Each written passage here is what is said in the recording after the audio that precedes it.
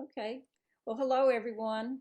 I'm Adele Tyler, and welcome to our event this afternoon on this beautiful day. We appreciate you being inside and Zooming with us when you could be out in the sunshine.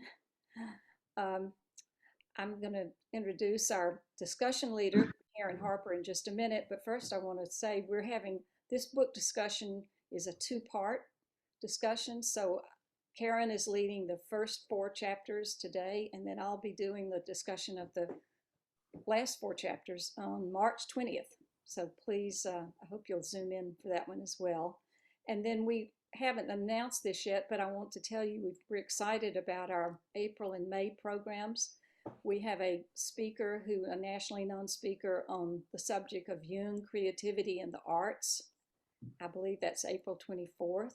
And then kind of following up on the theme of creativity, we have a speaker, another nationally known Jungian analyst speaker named Mark Winborn, who will speak about his book called The Deep Blues, where he discusses blues music from an archetypal perspective. And so I think both of those are going to be really interesting. And I'll be sending out an email. So, but for today, let's get on with this discussion. So Karen Harper, Karen, you want to wave, everybody? Dr. Karen Harper is a licensed clinical social worker who's Jungian oriented as a therapist in private practice in East Nashville.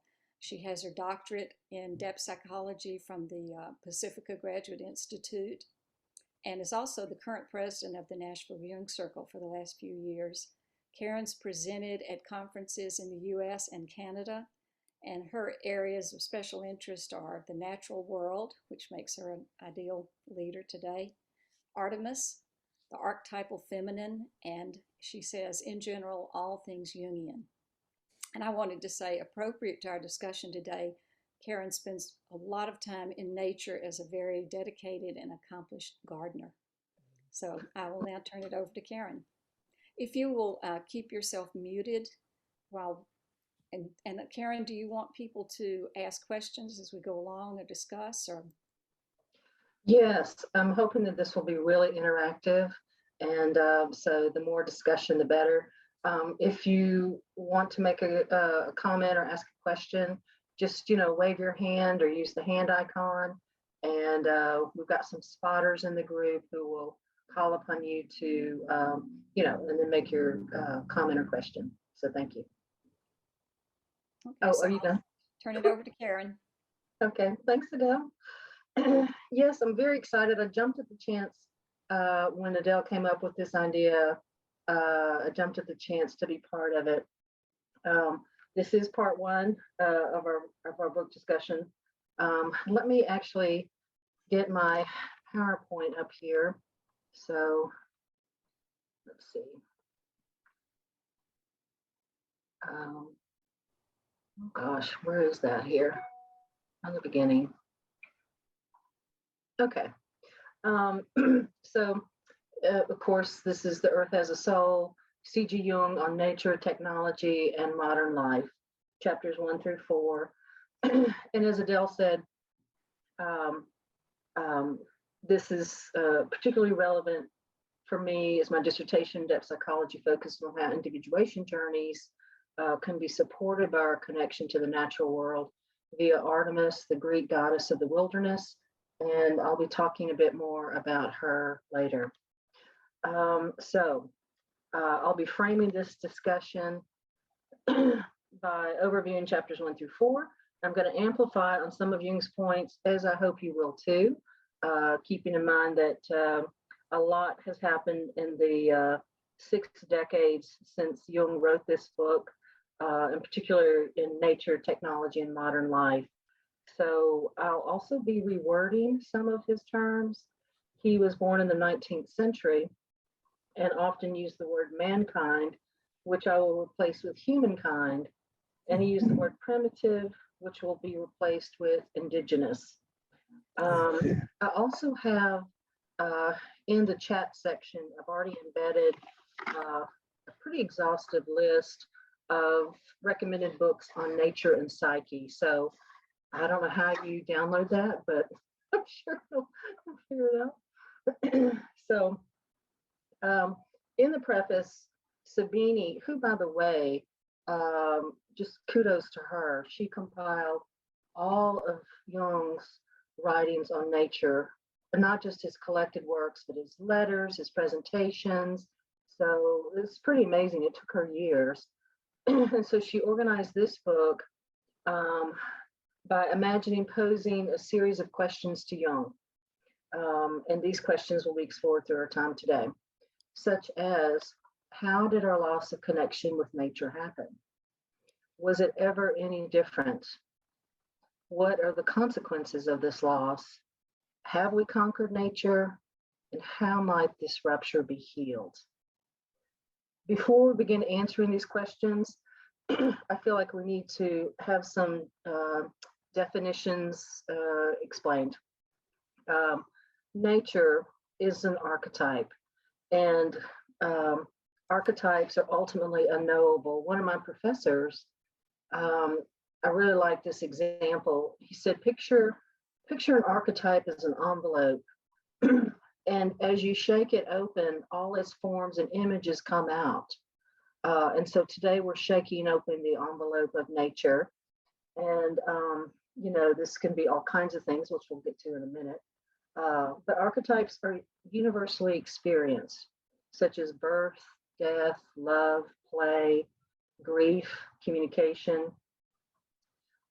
They also have positive and negative polarities, and they are numinous, which Rudolf Otto defined as an experience or a very feelings-oriented awareness of something that is wholly other and beyond the sphere of what is usual, intelligible, and familiar. Numinosity can inspire awe, horror, dread, and ecstasy, and be embodied by tears, shaking. I've seen people drop to their knees before because of some numinous vision that they saw. So I think you know it when it happens to you. Let's see. Next slide. So we have come to know nature, some of nature, by her forms and images, such as oceans, mountains, forests, deserts, and the elements, of course. One cannot avoid encountering, brushing against, stepping on, or falling into or off of an archetypal form, be it an animal, flower, tree, mountain, or lake. All are comprised of psyche, matter, and spirit. I took all of these photos except the coyote that my sister snapped in Joshua Tree. And I just have to, I could stare at this, frankly, this burl, this in the lower left is what you would call a burl. I call it some sort of nature spirit in a tree in the Smoky Mountains. So I just thought that was fascinating. And I thought I'd share it with you. Thich Nhat Hanh, a Buddhist monk who recently passed, he also knew how healing it was to be connected to the earth.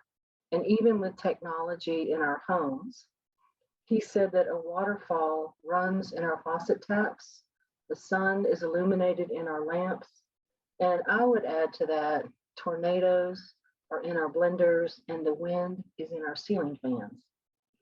So what I thought we might do right now is our first breakout session. We're going to do a few of these and spend about 10 minutes on any numinous encounters that you have had and or positive or negative nature archetypes that you want to discuss.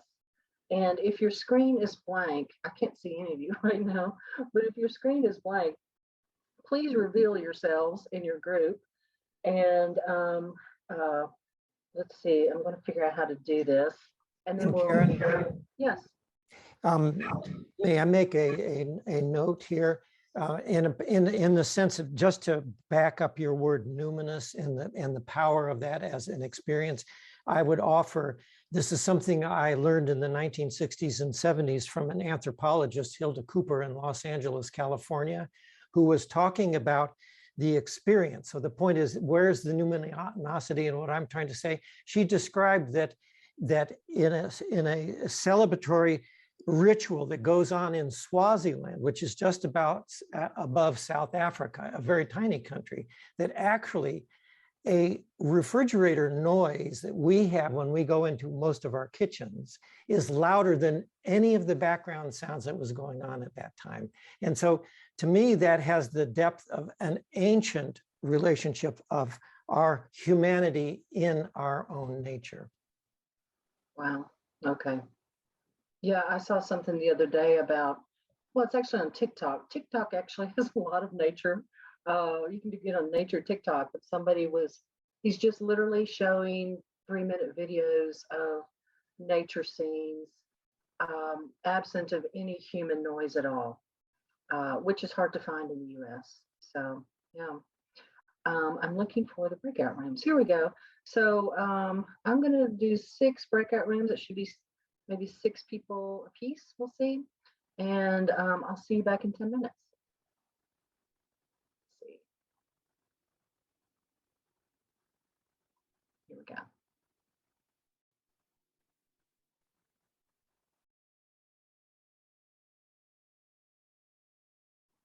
Should be ending.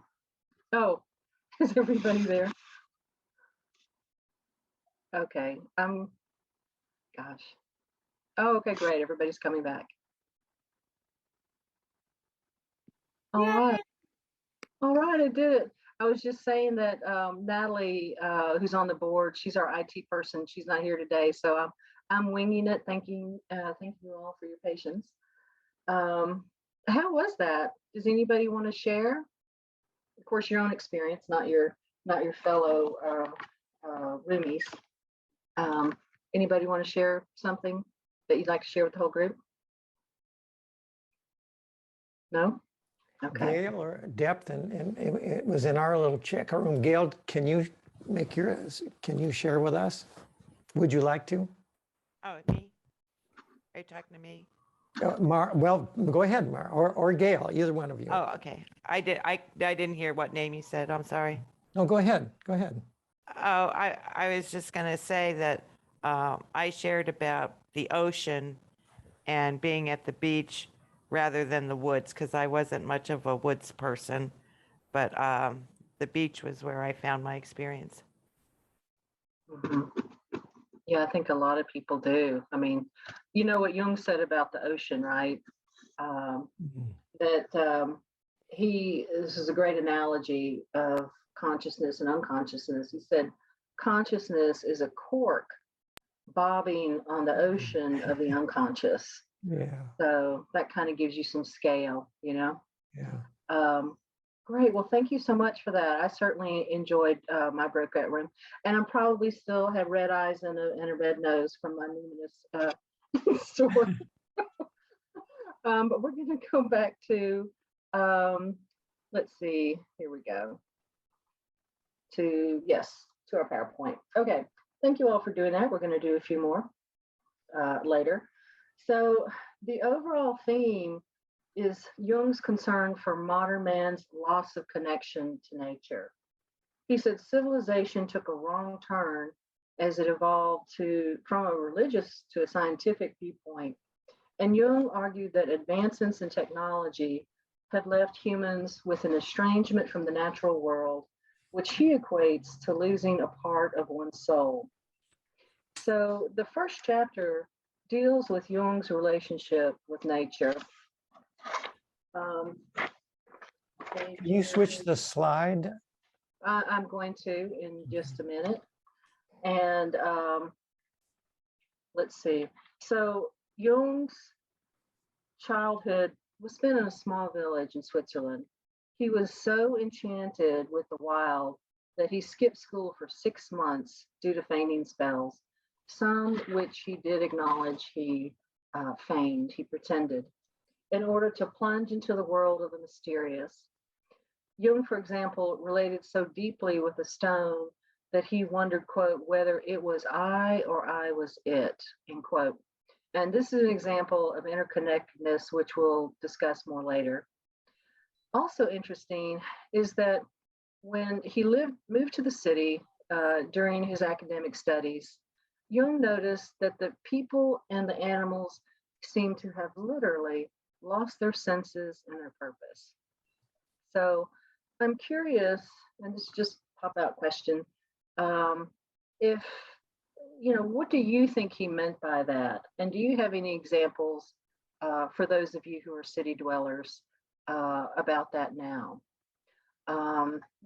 You understand what I'm asking? So let me get out of this breakout room.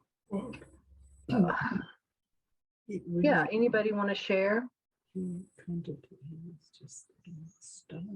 Seeing that somebody has literally lost their mind or their purpose. You see that out and about as you go down Broadway?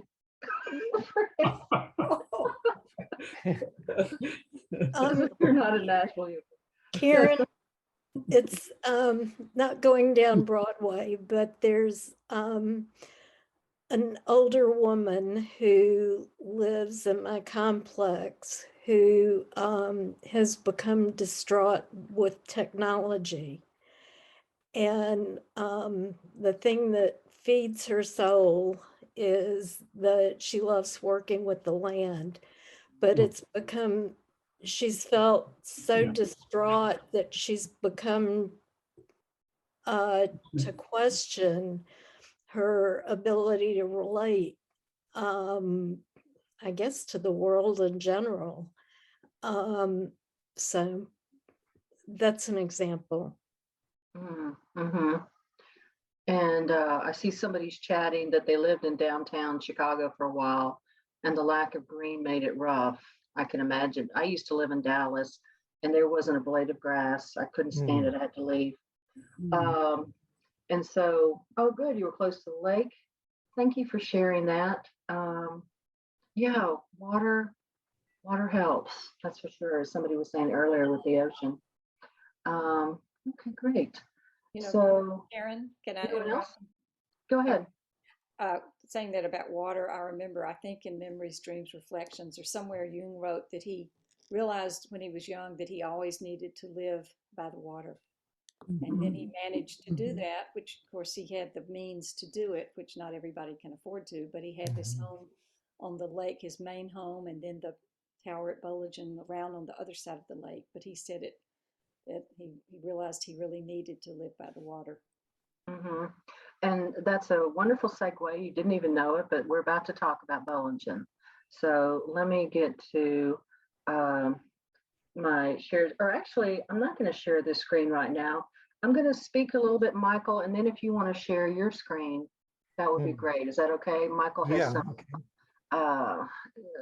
some very pertinent information around all this.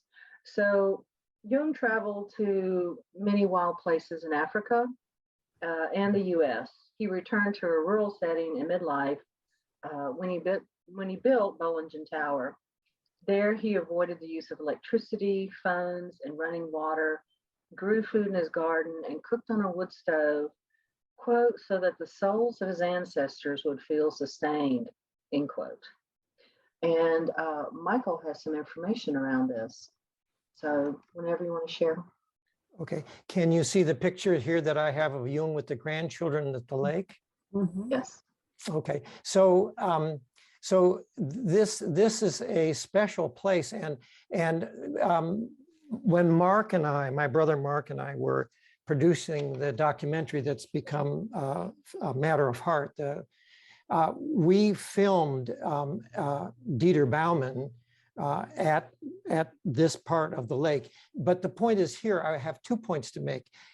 This is a picture literally of that we heard Juan Franz talking about all the time, where Jung is just with a stick playing around with the water, and the grandchildren are completely entranced with him. And let me show you another picture, change this picture to share a different one here. Oops, I think you lost the Yeah. share screen, Michael. Yeah, I did. I canceled it. So Okay. here's one of the grandchildren. And I don't know if he's in that picture we just saw, but this is Dieter and Dieter's dog. And I think amongst all of the folks we interviewed, from bankers to the folks like von Franzen, the analyst, Dieter is an MD and an analyst and a very earthy kind of person. And he specifically asked us to film him at this part of the Lake of Zurich. And the reason is that he felt very strongly related to the past of this area. And what I would like to do for a moment is read you something. I can actually, if you'd like, I can share the text of this so you might see it. I'll share a new screen if that works for us. Let me go to share again. Oh, you know, it's on a, I'm not able to share that, so I'll stay here with Dieter here. Do you have the Dieter picture right now still? Not yet. No, not yet. Okay, here it is. All right, I'm sorry I can't get you that other picture. Okay. This is what Mark was the cameraman and the director of Matter of Heart. And so he says, the story about Jung being psychically distressed and irritated while living in the tower until it was discovered that the remains of a soldier lay buried there. I read this in one of the biographies. It's what alerted me to Jung being sensitive to the quote unquote soul of the place. On some level, he was aware and able to feel what was being held in the earth. The location where we filmed Dieter Baumann, and here you are right now. This is the area of reeds where the kids were in that prior photograph. The location where we filmed Dieter was up at the far end of the Zurich Lake. It is likely shown in the photo that I've just shown you. It was where Jung would go camping in these reeds with the younger Jung family members in the summer months. Dieter was connected to this place, and he felt close to Jung, having shared those camping experiences. That's why he took us to this place for his interview. When I read about in the 1990s was that anthropologists had, in Scientific American magazine, if I remember correctly, begun to research lake people. So this is Zurich lake people, who once lived around the shores of mountainous lakes in the area of Switzerland where Jung's tower was built. Jung had found his soul at the lake's edge too. I visited one such place years later with Louise Motti. Researchers were finding these locations using remote sensing techniques. They had also found lake dweller settlements up in the area around Jung's tower and where they had parked their camper during the summer months. As we know, Jung often did his waterworks at the shoreline in Bollingen, often where he wrote to connect himself. However, what wasn't known back in the 1940s and 60s when Jung was writing was that he was playing, connecting himself to the earth, likely in close proximity to where the lake people had once lived hundreds or thousands of years ago. And Jung had a disturbing experience where he felt there was a Swiss soldier, or there was a soldier buried under his tower. So I think this all amplifies that. I'm sure that this all impacted him, given his proclivities and lived connections with the earth at Bollingen. Wow. Thank you so much, Michael. That really enhanced this work. So let me, here is what I've got. Yeah, so here's Jung at Bollingen. Yeah, and we just discussed that quote. So I'm just going to keep it on that slide for a second. Chapter 1 also discussed the differences between modern and archaic humans. Jung said that modern humans suffer from the disease of knowing everything, are extroverted as hell, and show a remarkable lack of introspection. Now, I personally don't know anyone like that, um, but I think he was pretty accurate. Um, Modern humans believe they can do as they please and are perturbed by inexplicable anxieties. The counterpart is the archaic component of the psyche. Jung said a person may be 50 years old and their other half may be millions of years old. And I would say that this also includes ancestral memory. Whereas our modern mind tends to think causally and does not concern itself much with invisible forces, the archaic aspect tends to track non-visible forces at work behind the scenes. Archaic humans are frightened of angering the gods or goddesses or nature spirits and know that prayers and sacrifice must be made to ensure protection and each season's bounty. Jung said that what is needed is to call a halt to the fatal dissociation that exists between the two. We must unite the conscious aspect with the archaic. Jung traveled a lot to Africa and to the US. He visited America 7 times, and he noticed a discrepancy between Europeans and non-Indigenous Americans regarding consciousness and unconsciousness, such as the US's domination of the wilderness, competition, and the urge to set records, emphasizing control over emotions and instincts and materialism. The root of materialism, by the way, is mater, which means mother. And I suggest that overconsumption and materialism is really a shadow hunger for the archetypal mother, and also, of course, Mother Earth. Jung also predicted the US was at risk of being devoured by machines and technology. Now, technology is an archetypal form, and it too has positive and negative qualities. I had really wanted to show you this YouTube clip, which I'm not about to show you because I could not figure out how to put it on. But there is, I'm urging you all, whoever's interested, let me get out of the stop share here. This guy, Joe Patitucci, he has invented this sonic machine called Plant Wave. Has anybody else ever seen that? Raise your hands, Plant Wave people. Oh my gosh. It plays music. He has these little sensors that you can put on a tree, a mushroom, a plant, and you hear its music. It's incredible. So I really urge you all to follow him on YouTube or TikTok. And so to me, that is a positive use of technology. Repeat the name, Karen. It's Joe Patitucci. I'll just spell his last name. Could you put it in the chat? Oh, there we go. Chat for us? All right, let me see. Karen, I have something to add to that, and it was the reverse direction. There's a vineyard in Italy where they're getting funding from Bose, and it's called the Mozart Vineyard, and they have a very large field of grapes that they play Mozart music to, I think 24 hours a day. And the point is that they say the grapes respond to the vibrations. Oh yeah. Well, and I imagine you all have heard, right, that if you talk to a plant in a positive or negative way, it is going to respond. So I just wrote it in there. There we go. Okay. So what I thought we might do is do another breakout session about technology and nature. Again, positives or negatives, something that has really, as I did, I was so excited to share that with you all.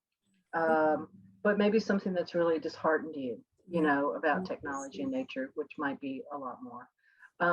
So we're going to do some more breakout rooms, and let's see. Thank you all for participating so much. I really appreciate it. It adds a lot to the discussion. So let's see here. How many? Yep. Here we go.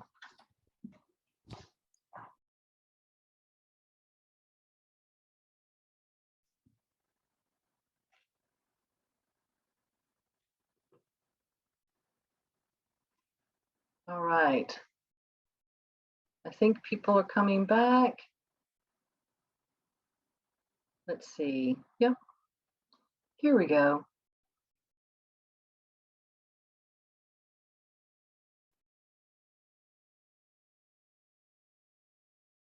All right, is everyone here?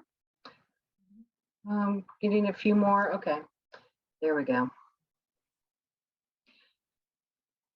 And I'll have to say, because I'm sort of the odd person out in these break rooms, and so I just am getting matched with the most lovely people. And one of them is Jonathan, who is new to the Nashville Jung Circle, and talk about synchronicity. So let's see. Jonathan, do you talk about technology and nature and what you're doing right now? Do you mind? I'm going to get you to unmute. Yeah, there you go. Let's see. All right. Go ahead.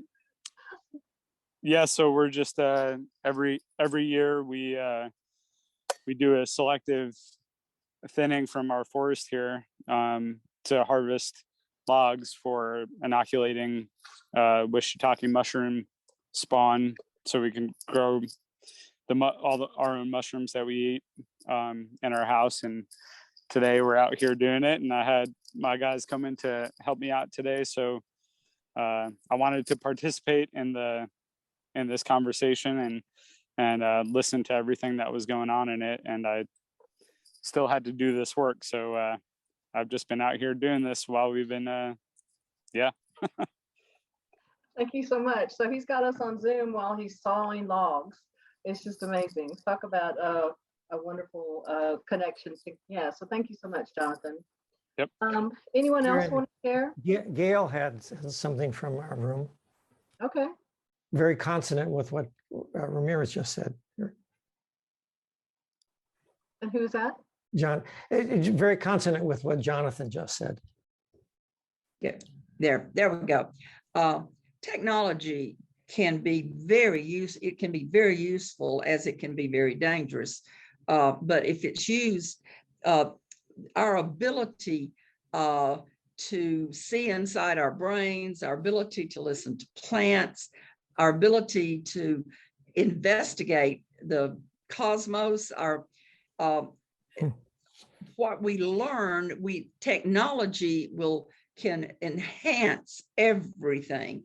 But then if we use technology just to sit and look at our cell phones all day and miss everything, that's a misuse. So it's like anything in the world. It can be wonderfully used or it can be very misused. So it's getting that balance. That's right. That's right. Thank you so much. Anyone else want to share? Karen, it was just two of us in our breakout room. I was with Sula. Sula, you can tell this, but we had a similar thoughts on using our the cameras on our phones to take pictures when we're out in nature, and how that's something you couldn't have done, 20 years or 30 years ago. You wouldn't be out walking unless you just happened to bring a camera with you. But now there are lots of opportunities to take a picture of a sunset or, an animal that you see along the way. So I thought that was a good way, because I was thinking more negative thoughts about technology taking us away from nature, and Sula pointed out that was kind of helping us connect with nature. Mm-hmm. Right, Sula, do you want to add anything to that, or? Yeah. You're muted, Zula. Hello. Oh. No, I concur with Adele, and yes, it was about the it's double bind, because yes, we it facilitates the connection, but by the very same token, it also takes us away from the present moment as we are taking the picture. So it's both at the same time. Mm-hmm. Mm-hmm. Yeah. Thank you for that. And also, and I agree, and then Faye, we're going to get to you. There are also all kinds of apps that will help you identify plants and all. I use this in my garden. Is this a weed, or is this, of course, a weed, right? Is just maybe a plant that's not in its right place, but it'll identify flowers and plants and tree. I mean, there are all kind of apps for that, as well as mushrooms. So I find those very helpful. Faye, what would you like to say? I need to unmute. Okay. Yeah, I have used an app called Skyview to help me learn the constellations and the stars, which I have not ever been able to learn them properly.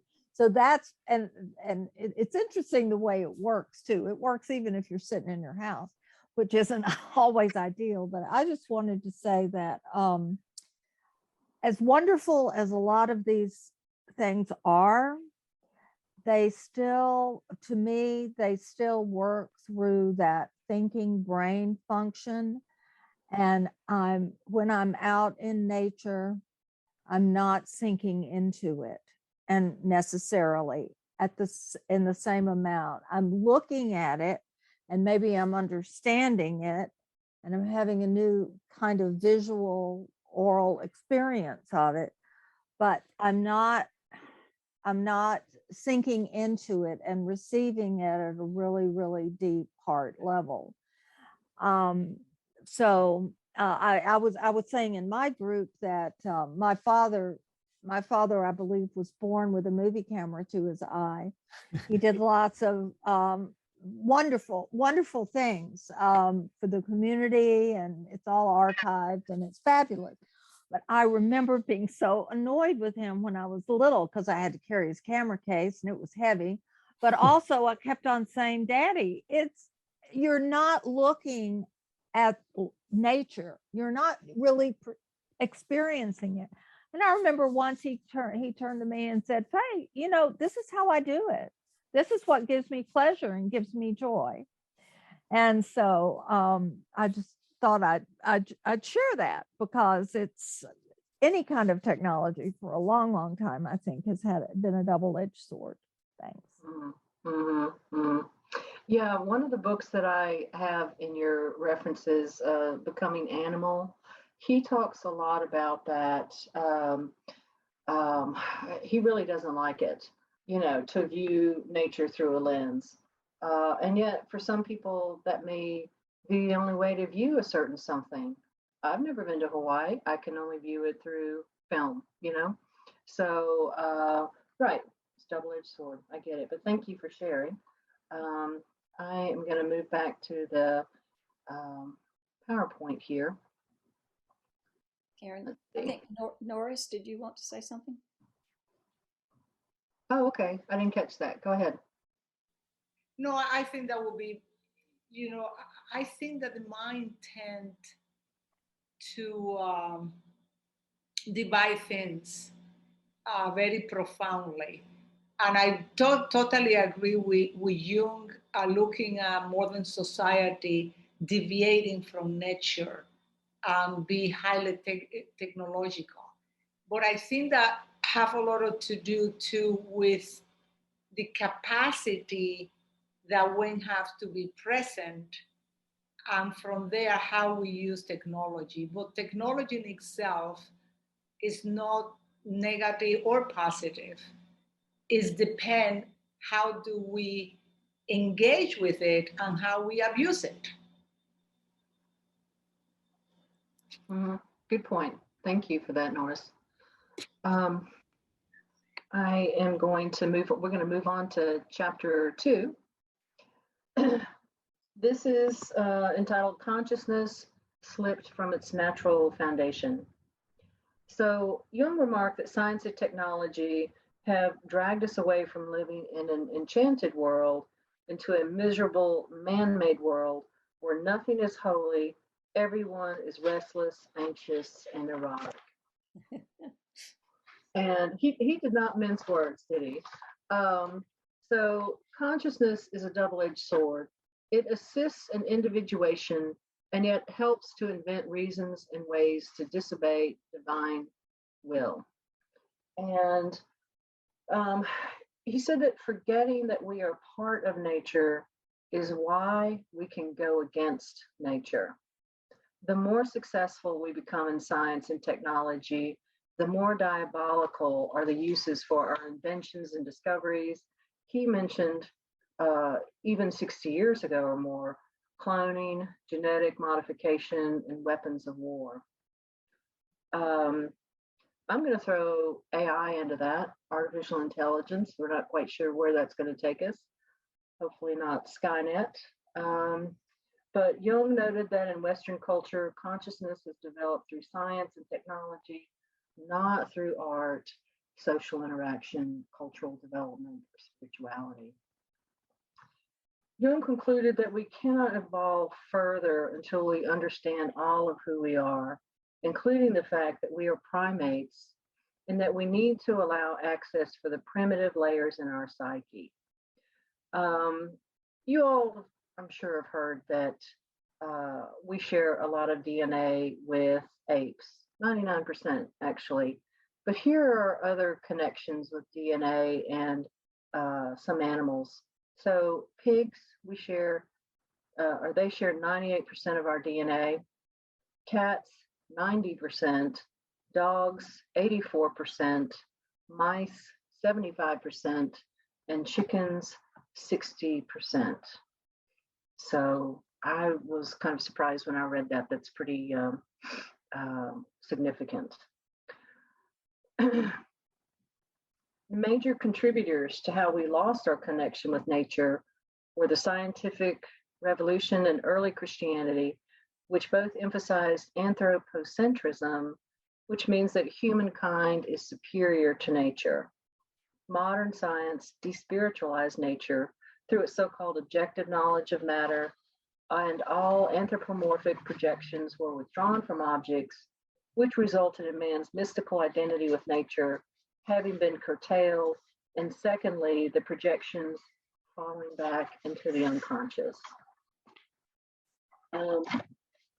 Early Christianity reputed nature worship and taught that nature was not to be looked at or admired. Approximately 500,000 people were executed for being witches at that time, and there may have been more. 85% were women, many of whom were healers in their villages or had a known connection to the natural world. And if you are interested further, and it has been called a Holocaust, I would highly recommend Barstow, who wrote Witch Craze about that. Let's see. Oh, and we're going to move on to more what he talked about. So the Anima Mundi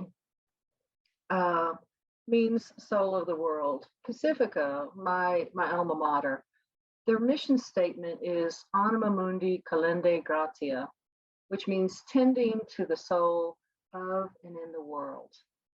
Alchemy's view is that Christianity may have saved humankind, but not nature. Alchemists dream to save the world in its totality, and the ultimate aim of the alchemical opus is cosmic salvation. Quote, a saying of the alchemist is, God is a circle whose center is everywhere and whose circumference is nowhere. The saying holds for God, for the Anima Mundi, and for the soul of humankind. So it's also worth noting that Jung considered the earth as part of the divine feminine. There's an eco-psychologist, Theodore Roszak. He also wrote a whole book on the Anima Mundi. Jung and Hillman viewed the soul as feminine, and the earth is often called the Great Mother or Gaia, and she is part of our collective unconsciousness. Marion Woodman, she questioned the reasons for abuse of the feminine and the quote, bullying contempt for Mother Earth that comes from projecting our own denied feminine onto the flora and fauna, destroying them because they are the carriers of the natural world that we deny exists in ourselves. I suspect that this is a large part of the problems that we've had these last couple of centuries, is that it's, and I want to hear what you have to say about this, that this is a patriarchal complex, a nature complex, it's denial, of the importance of the feminine.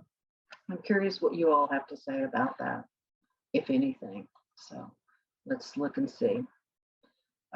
Anyone have anything they want to share about what I said or what Marion Woodman, I think, very astutely noticed? Yes, I'm going to, Depth, I'm going to ask you, I'm not sure if I'm saying your name right. Go ahead. I see your hand up.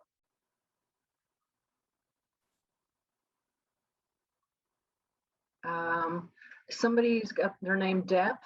Gail, yeah, that's Gail. Oh, okay. It says Gail's Depth. muted. There you Yeah, go. Okay. that's my email address. Okay. Good.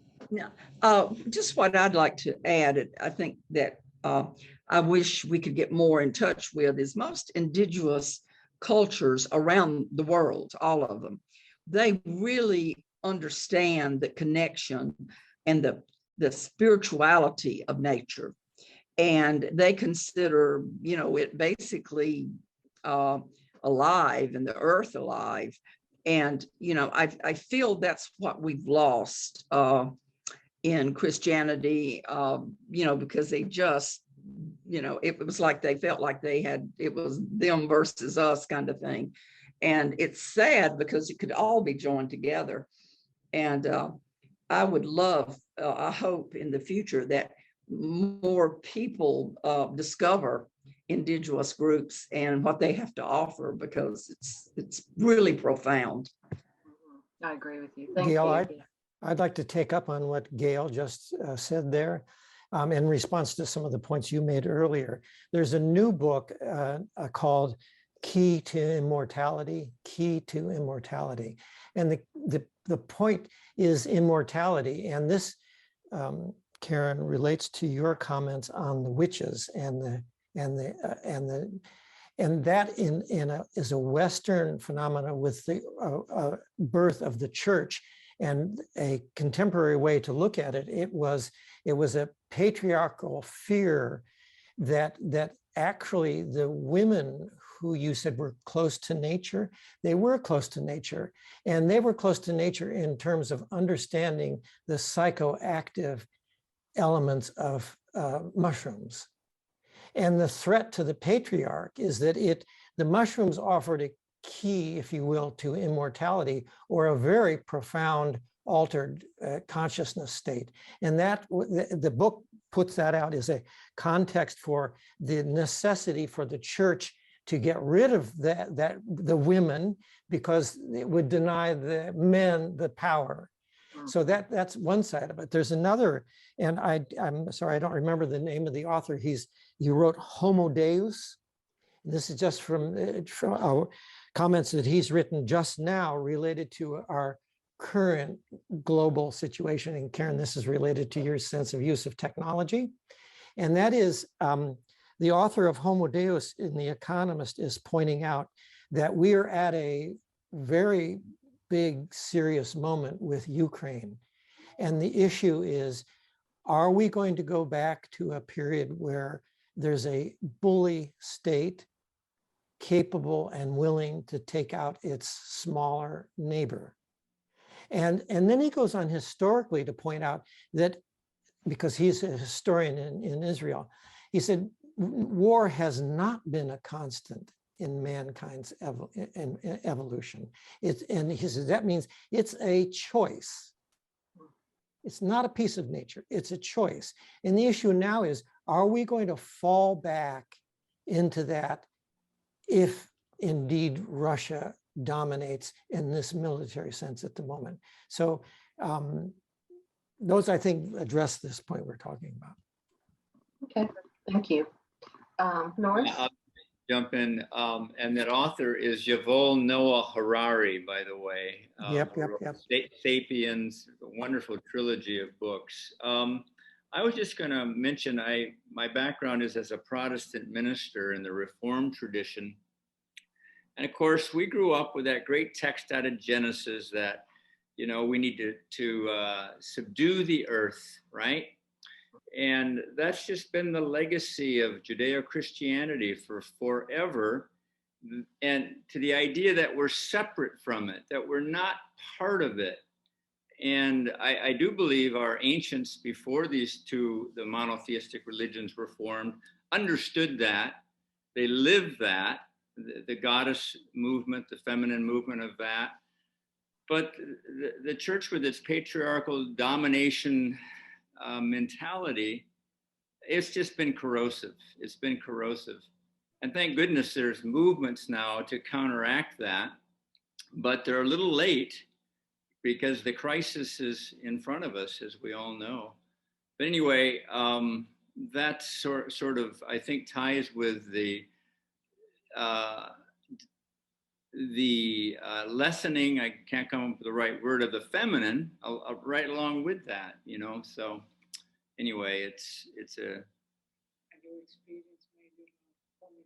yeah, and I think as Norris is whispering in my ear, just my own personal experience grappling with that, male privilege, white privilege, all these things that we have to come to grips with, and then not be condemnatory about it, because these things just evolved as all things evolve, but to be able to speak to it in a way that connects with people and helps us break this tremendous hold of the patriarchal mentality that's still very rife, as we know, especially in the States these days. So. Thank you for saying that. Yeah, I think that's a huge part of it. And synchronistically, you're talking about the goddess. I'm here in my office, and something kept in my desk drawer.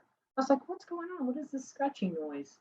So I pull out, open up the desk drawer, and it's a bookmark from Pacifica, which I didn't even know was in here. And it's Marija Gumbutis. I don't know if any of you have heard of her, right? Fabulous goddess scholarship. And the bookmark says, the goddess in all her manifestations was a symbol of the unity of all life and nature. Her power was in water and stone, in tomb and cave, in animals and birds, snake, fish, hill, tree, and flower. Karen, I think, where did you go? I'm somebody really responded to what you said. I can't see her picture right now. Oh, there you are, Jamie Zoe, yeah. Unmute yourself, Jamie. Yes, she's a wonderful anthropologist. I have something to say, and that is that we can't just say that it's the indigenous peoples who honor the goddess, because the Hindu religion has the triple goddess trinity. Mm-hmm. I think that's really important to understand, that it's the third largest religion in the world. And so we can't be just Western minded in this, that the Hindus, you know, if you spend any time in the Hindu faith, in the Hindu traditions, in the Hindu pujas, you're well aware of the goddess, and she is multi-dimensional and multi-action. So that's all I have to say. But Maria, she's a wonderful anthropologist. I highly recommend her work. Thank you, Jamie. It's good to see you. Yes, she's incredible. Please read her work. So, yeah, but I just thought that was funny that bookmark literally popped out of my drawer. So I guess she had something to say. But Karen, I'll add a thread to that. Just go ahead. Since we're talking about other faith traditions, I think it's important that we don't overlook Buddhism and Buddhism as a non-teleologic cosmogony. I always struggled with those words, but I think it means that we're not specifically God-directed.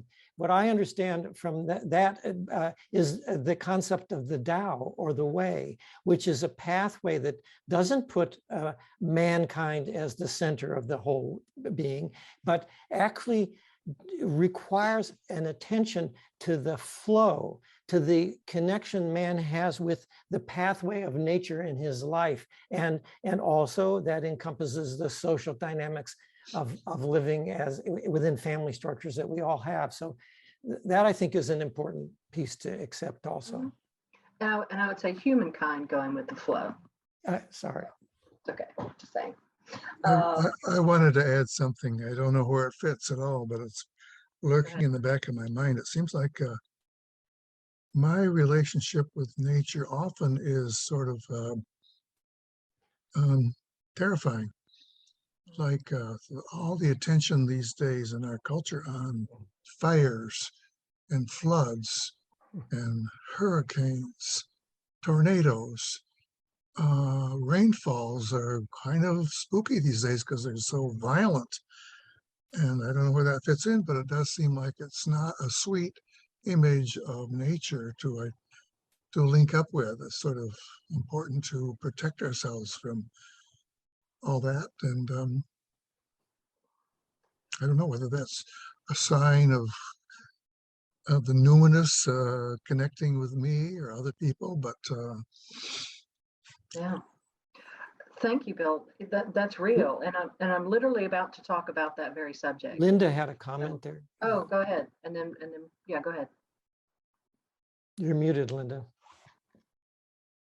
Bill, when I was listening to what you had to say, what it brought up for me was, you know, from the Jungian perspective, anything that's repressed tends to show up as violent. And that made me think of what's happening with nature. It's like, you know, it's not going to stay subjugated. Yes, I'm literally about to talk about that. So, Karen, I think Alan. Oh, go ahead. I can't see who's got their hand up. Please go ahead. Yes. I'll let you. It sounds like you're going to address some points that I'm going to bring up probably. So No, I'll let you. I would much rather you talk, Alan. Go ahead. Well, I was just going to say that yeah, there is. It's important not to idealize nature. You know, I thought a movie that really explored that topic well was Werner Herzog's Grizzly Man. You know, about I don't know who saw that here, but it's a great documentary on a gentleman who befriended some grizzly bears and treated them like he anthropomorphized them and they responded you know, as pets for a time. And then things went south. Yeah, so and you know, even I think that is true that in Western culture, nature is often personified as the Great Mother, and I think that has deep psychological roots. But there is a dark goddess too. You know, there's a dark side to femininity as well. I was going to talk about balance and about and the importance of connection more than you know. So in regards to like all the natural disasters that like the fires and stuff, it's more of those are always going to happen. It's more about us when we move with nature and are just aware of its capriciousness. And when we're in harmony with it in the Tao, as Michael said, we're going to survive those in a much more, we're going to weather the, you know, we're going to go through those disasters in a much more, in a better way. We're going to get over them more quickly if we respect and pay attention and are connected into nature. Thank you. Yes. Yeah, it is important. That's a good point. We cannot romanticize nature. I think that's a real danger. I talk about the nature complex in my dissertation, which can be positive or negative. And if people have a positive, which could be negative, nature complex, these are the people who are taking selfies with the grizzly bear, you know, at the park, not realizing it's Disneyland, you know, or with the buffalo. Somebody was gored while I was at Yellowstone because the whole family surrounded a buffalo and wanted to pet it. So, you know, we have to respect it. You know, it's not some big furry dog. But yeah, so getting to the point, have we conquered nature? No, that's just a big no. And it's not too bold a statement to say that nature is fighting back, as I'll mention in a moment. So Alan was right, in tune. Um, part of the archetypal feminine is the dark feminine, and honoring the darkness within ourselves and the earth is crucial. Gustafsson has a wonderful book called The Moonlit Path, Reflections on the Dark Feminine. He reminded us that the dark feminine is rooted in the soil itself, which represents the bounty and in particular the wisdom of the land. If denied, the earth makes her presence known through destruction. Hurricanes, earthquakes, extreme temperature changes, tornadoes, wildfires, floods, and mudslides. We must remember that it is we humans who have caused climate change and the sixth mass extinction.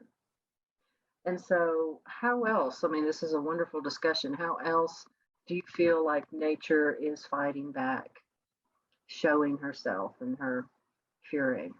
And it is scary, Bill. I agree. It is scary. Anyone want to add to that before we move on? Well, I'm not so sure that nature is fighting back. It's just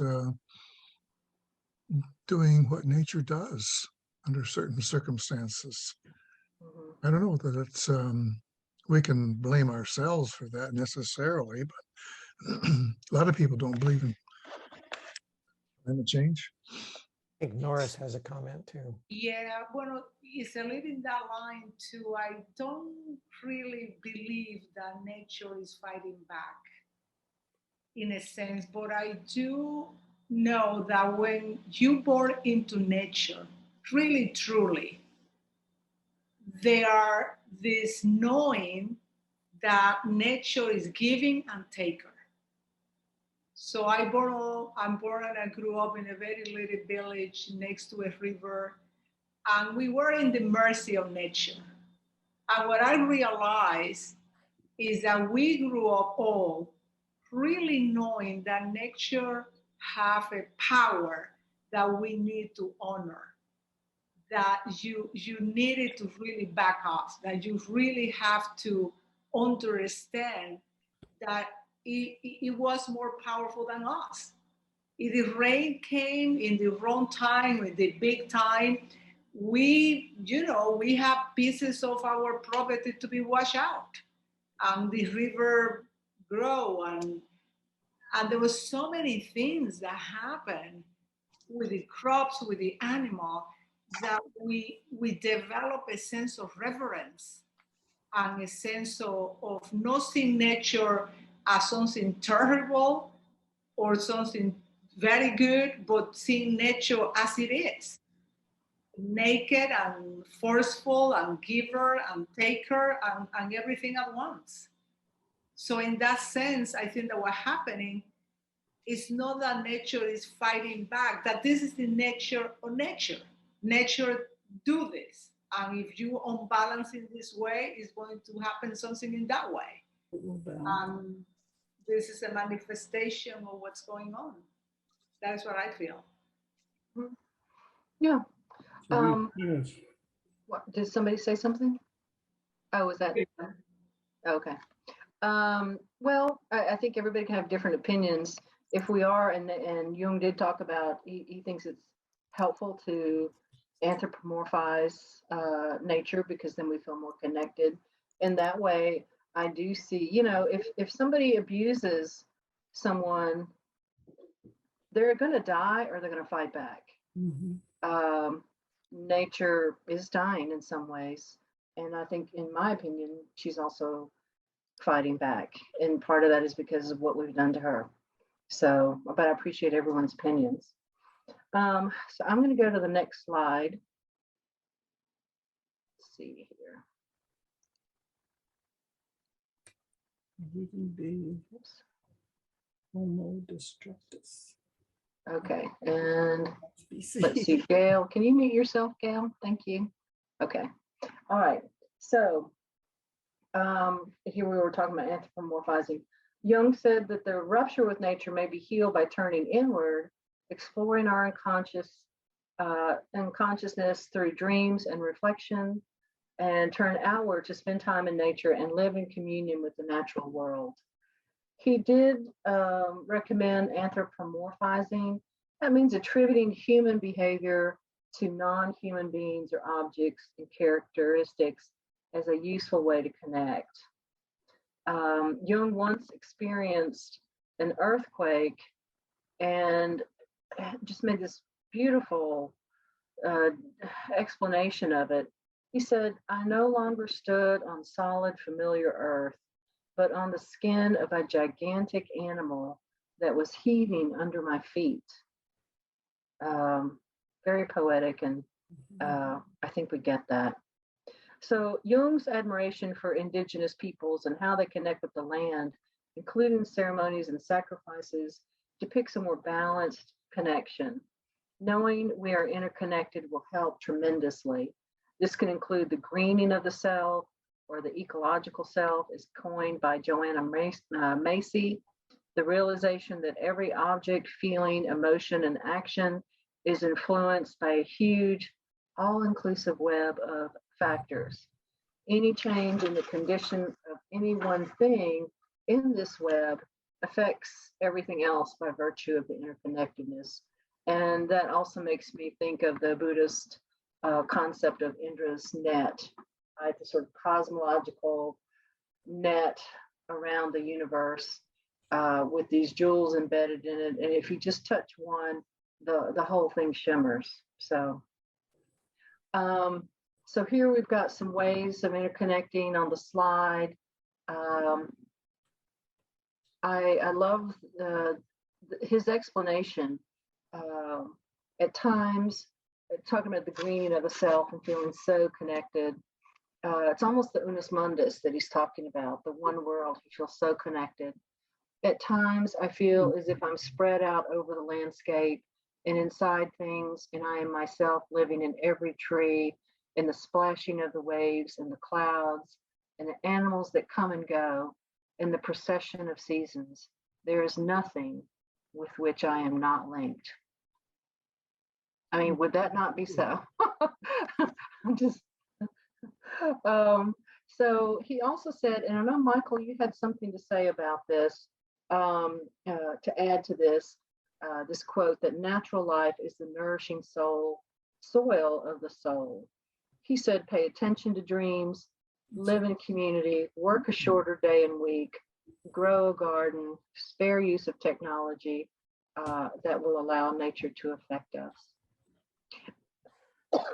Michael, did you have something to say about that quote?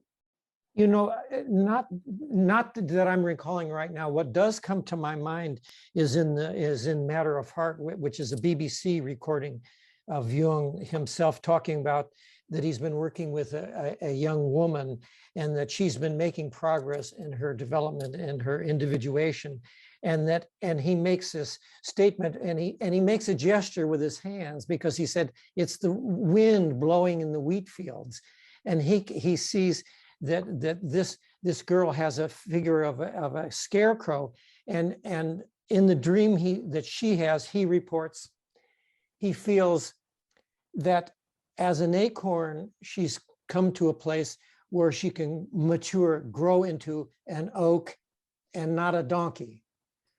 So the nature of that was the gesture he does with his hands and the wind in the field, and the progress made psychologically by this one young woman to have the acorn have its natural maturing path and not get so beaten off into something that it's not. Yes, thank you. Thank you. We are going to move on to the next chapter. Nature was once fully spirit and matter. That matter is the tangible exterior of things, and spirit the non-visible interior. Jung said humankind feels isolated in the cosmos, and we have lost emotional participation in natural events. He said that snakes are no longer the embodiment of wisdom. No mountains harbor a great demon. No river contains a spirit, nor do things speak to us, and we no longer speak to things like stones, springs, plants, and animals. He said that there's nothing without spirit, and whether it is our own psyche or the psyche of the universe, if one touches the earth, one cannot avoid spirit. When I did definition of terms earlier, I meant to talk about psyche, since we're talking about the psyche of the universe and our own psyche. Psyche is defined as by Jung as the totality of all psychic processes, including the conscious and the unconscious, and it is the soul and more than the soul, and we may never fully realize all that it is.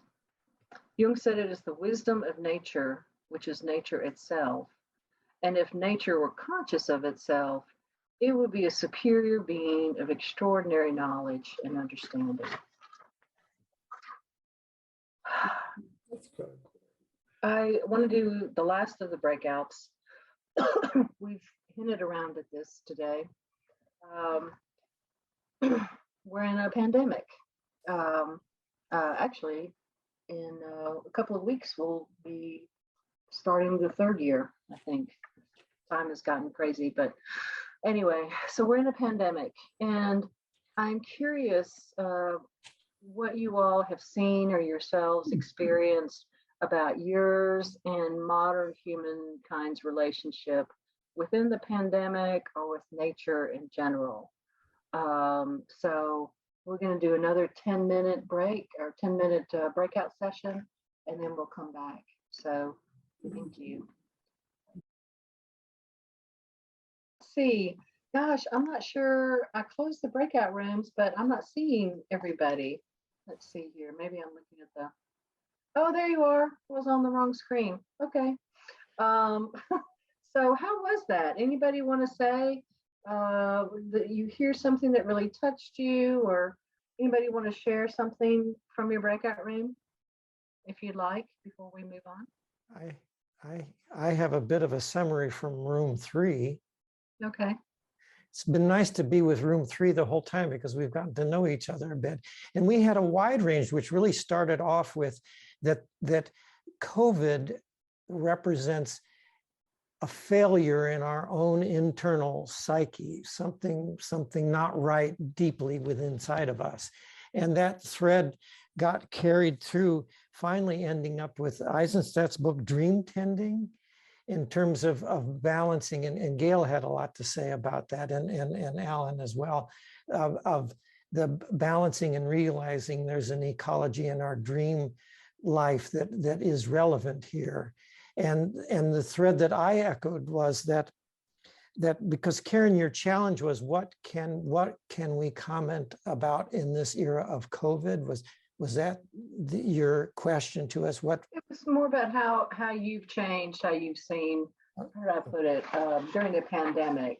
Gosh, where's my? So what I would add to that, how we've changed is actually represented right here in this little matrix of 1, 2, 3, 4 by 4, 16, and there's 2 pages of 16. So the fact that we are 16 little frames here and talking with one another strikes me as an illustration of the persistence of our spirit and the uniting that's actually been more globalized in a way we never would have thought before, and in some ways is more intimate than sitting around a round table.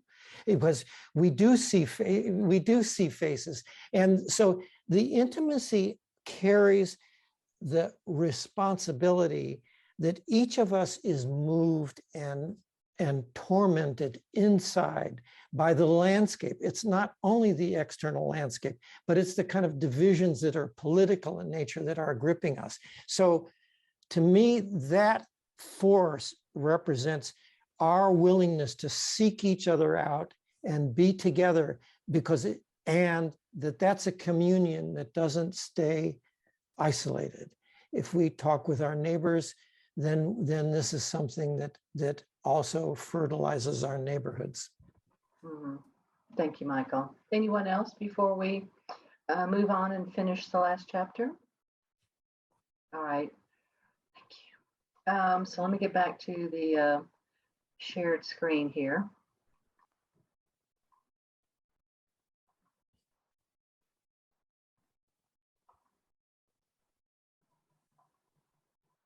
Yeah, so the last chapter, the primitive knows how to converse with the soul. Jung said that to an indigenous person, the psyche appears as the source of life, the prime mover, a ghost-like presence, which has objective reality. Therefore, indigenous peoples know how to converse with their soul. The soul becomes vocal within them, and it is not simply themselves and their consciousness. The psyche is something objective, self-subsistent, and living its own life. There is awe, reverence, and respect for the land that they live on. I never really saw this in Jung's work, but there certainly are others that talk about the psyche of the land. If I remember that, I will add that on our website. So, gosh, I can't. Anyway, his name is blank to me, but it's talking about the soul of the land as well. So, a reason that Jung traveled to indigenous areas was to discover the similarities and differences between indigenous and civilized psychology.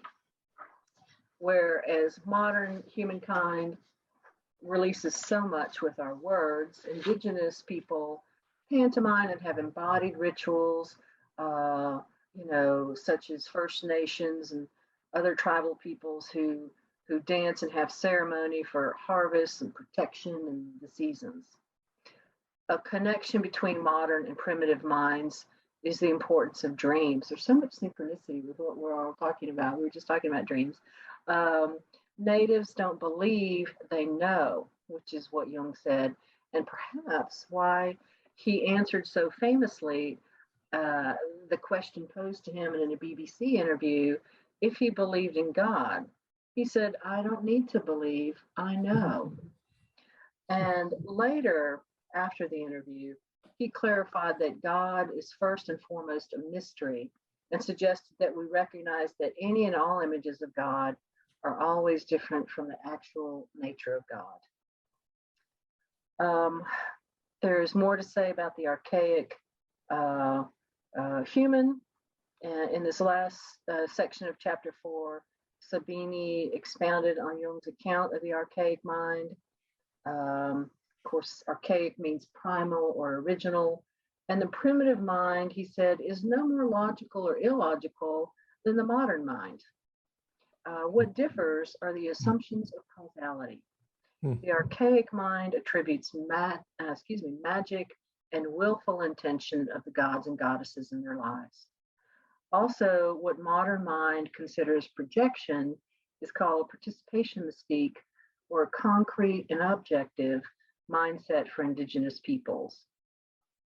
The archaic mindset also knows that humankind is not the ruler of nature.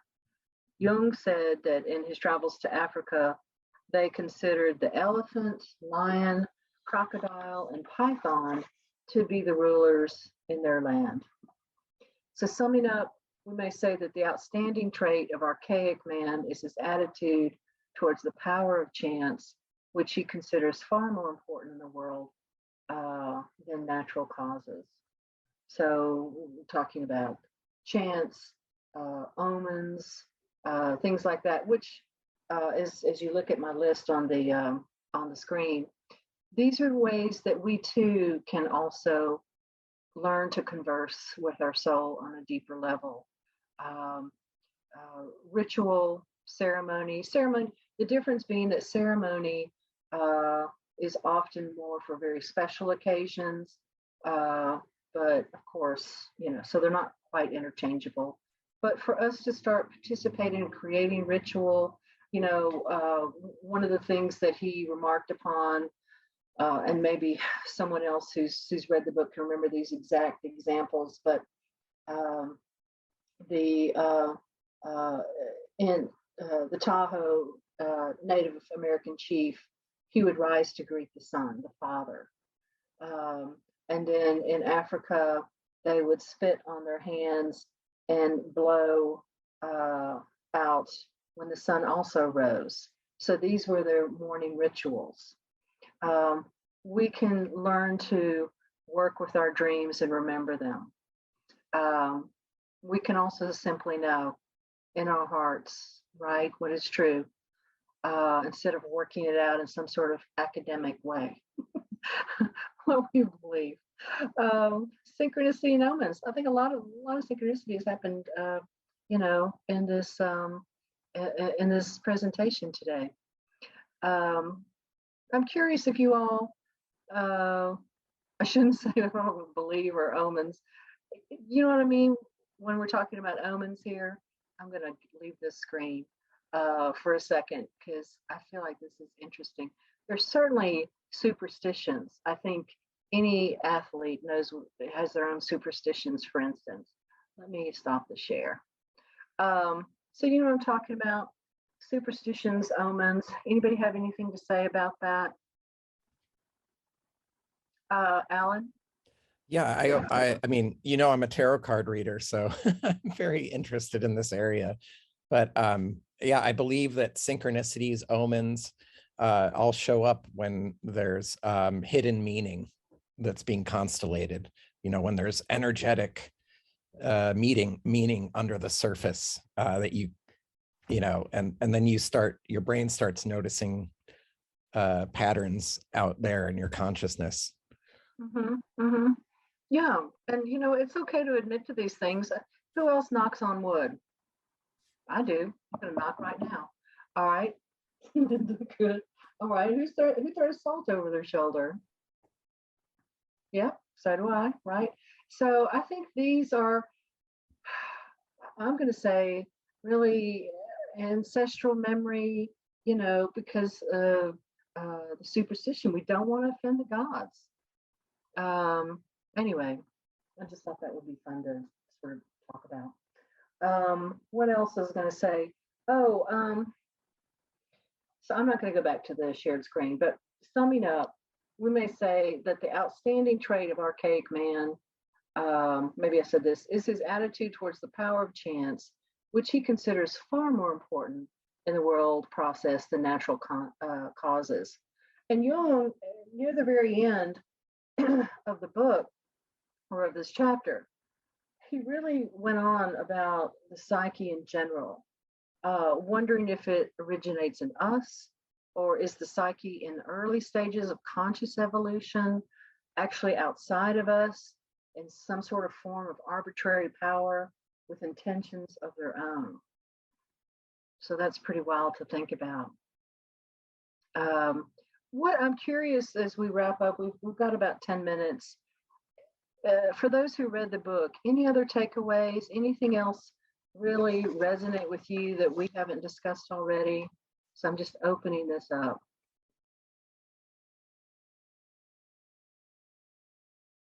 And I'm not going to speak to somebody else does first.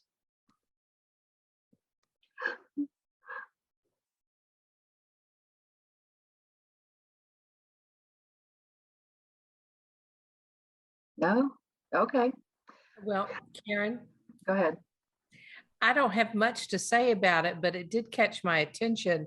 His comment about modern life and the masculization of women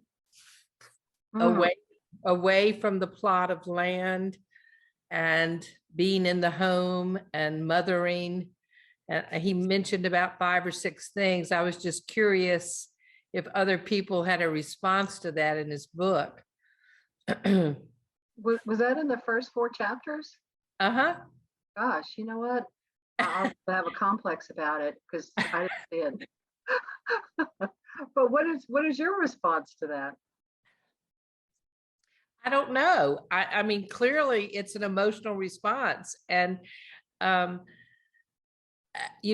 la différence, the difference between the masculine and the feminine. And he's just bringing it out from his cultural framework of when he was a European man.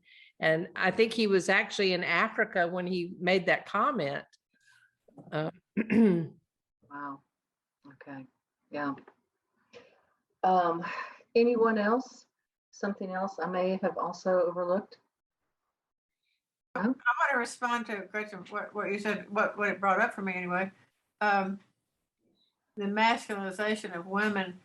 I was thinking, we've had to suffer the masculinization of ourselves in order to be empowered or to no longer be disempowered. I don't know what to say about the cost of that. I don't know if you have any thoughts about that. That's going to take longer than 8 minutes. I have a comment on that, Karen. Go ahead. Michael, you're brave. Go for it. Oddly enough, it begins, and I was puzzled and disturbed about this before Linda spoke, but it's something about a consequence of masculinity, not limited to masculinity. But it was a comment I remember from Zen and the Art of Archery, and it was of a young student who wants to become a master of a technique, archery, a physical technique. And so he's taken on as an apprentice to a teacher. And finally, he gets sick and tired of it. He gets no attention. He said, "That's not why I came here." And so one day he's walking through the woods and he sees there's his teacher boiling a pot of water, looking at the fire. And so the young boy says, I'm going to get him. So he carefully comes up behind the teacher, and the teacher deflects his blow, not having seen the student. So I understood that in training in the martial arts. There's a transition into a non-ordinary reality when there's a discipline of training. And it's the palpation of a physician trained to feel pulses, or in Chinese cultures, look in the eye or on the tongue. There are non-ordinary realities that we come to through the aspect of our ability to concentrate and focus our efforts. And I guess my comment is that seems to me to be a window into a different level of nature that humans do have access to. Susan Rowland also wrote a really good book, The Feminist Jung, if you've not read it. It's really good. She takes him to task, in a way, in a very academic, intellectual way. Bill? I just wanted to comment on what Gretchen had said. It seems like I haven't read the book, but it does seem like the opposite is also occurring. There's a certain feminization of the masculine in our contemporary culture, which is approved of and honored and encouraged in many corners. Mm-hmm. Yeah. Jung talked about the wholeness is really androgyny. There's the masculine and the feminine, and then the androgyne, the self is the androgyne. So that's something to maybe think about. Yes. Karen, it just seems like in the ability to express those inner and masculine energies that we both have, but all contain, it's being conscious of what you're expressing rather than just doing it unconsciously, I guess would be. And he was certainly a product of his time and his being a European and being male. So it's hard to unpack all that. Probably best to just notice what we respond to. With that. And that might be worth another presentation at some point. I want to give some suggestions before we wrap up. These are suggestions that I have at the end of every chapter in my dissertation about getting more involved with nature. So here's a few of them. Of course, I suggest spending time outdoors and connecting with an animal or an element. Element meaning it could be a tree, right? With whom you feel a strong positive or negative emotional response. Journal, write, or sketch about the embodied experiences of the senses, as well as emotions, memories, or active imagination regarding that connection. It may also be helpful to consider the point of view of the other as it is relating to you as well. So, for instance, somebody was talking about the ocean. earlier, if you could write or sketch or have active imagination with the ocean. Here's the other thing. What we are really connecting with, and we're talking about, of course, the natural world, is reflected in us in some way. You know, whoever, and I've forgotten, as maybe it was Gail or someone who said, you know, there's a part of her that is ocean, right? And if there's something that we really don't want to look at, like, oh, I'm not going to go in there, right? Then that's the shadow. That's something we have to look at as well. It's within us as well. I know somebody, one of my writing workshops, really focused on a rotting old stump. There was a rotting old stump within her as well, you know? So that's a way to connect, maybe in ways that you don't often connect. When you're walking in the natural world or camping, maybe read aloud from a book of nature poems. I also really recommend haiku. I created a haiku on the way here. I will not share it with you, but on the way to my office, so that was fun. So haiku, the focus is nature. It's 575 syllables. So I challenge you to maybe do that once a week. You don't have to post. You know, this is just for you and for whoever in the world, natural world, that you're focused on. So thank you so much. This was wonderful today. I really appreciate your thoughts, your attention. Anything else before we wrap up? Karen, I'd like Yeah. to go ahead, Gretchen, and then I'll I just wanted to add to Karen's list of hanging out with nature is hanging out with children. Their primary nature. They're already in their unconscious. That's a good point. Yes, thank you. Adele? No, so I hope you'll all join us next month for the second half of this book discussion. If you haven't gotten the book, or you don't think you're inclined to read the entire book, the great thing about this book, it's excerpts.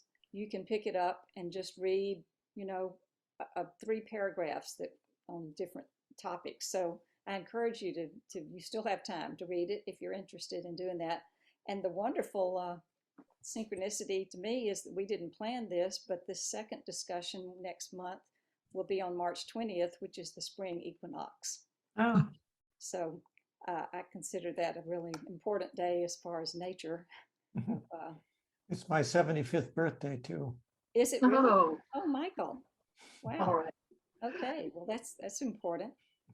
But I Well, hope you'll all join us again next month, and we'll finish talking about this book. I can't help but think Jung would have a lot to say about how things have changed in the 60 years and are even more true, maybe the things he was very prophetic, I think. And so it's very relevant to me that this ties in with the climate crisis and the pandemic and all kinds of issues we have right now. So but thanks, Karen. thank you. Thank you all. One other thing, people ask for the book list. We did not know how to attach it to this. I will just send it out in an email to every. If you're on our email list, you'll get that. All right. Thank you. Thank you. Bye all. See you next time.